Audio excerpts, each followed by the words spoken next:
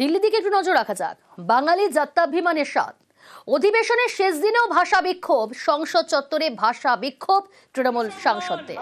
বাংলার অপমান মানচিনা লিখা পোস্টার, সংসদ চত্বর ঘুরে স্লোগান, গান।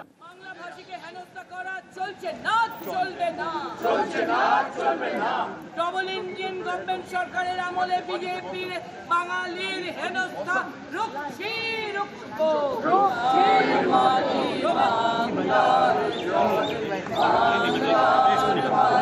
বাংলার পর পূর্ণ হোক, পূর্ণ হোক, পূর্ণ হোক হেমর চিত্ত পুণ্য তীর্থে জাগরে ফিরে, এই ভারতের মহামানবের সাগর তীরে। হেথায় দাঁড়ায় দুবাহু বাড়ায় নমিনর দেবতারে, উদার ছন্দে পরমানন্দে বন্দন করি তারে।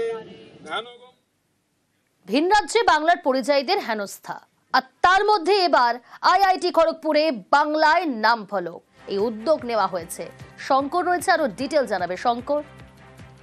দেখো, রাজ্য জুড়ে যখন পরিযায়ী শ্রমিকদের উপরে নানা আক্রমণ হচ্ছে, বাংলা ভাষায় কথা বললে তাদেরকে বাংলা বেশি তকমা দিয়ে তাদেরকে বিভিন্ন জায়গায় পাঠিয়ে দেওয়া হচ্ছে, গ্রেপ্তার করা হচ্ছে, আতঙ্কে তারা ছুটে আসছেন এই পশ্চিম বাংলাতে।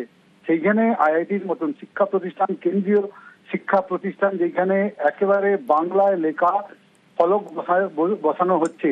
আইআইটি ডিরেক্টর সুমন চক্রবর্তী তিনি নিজে উদ্যোগ নিয়েছেন যে আইআইটিতে এই বছর এই দেশের এই প্রথম কোনো আইআইটিতে বাংলা লেখা ফলক বসানো হয়েছে। নিজের বাংলার বাইরেও যে ফলক, তাতে বাংলাতে লেখা রয়েছে।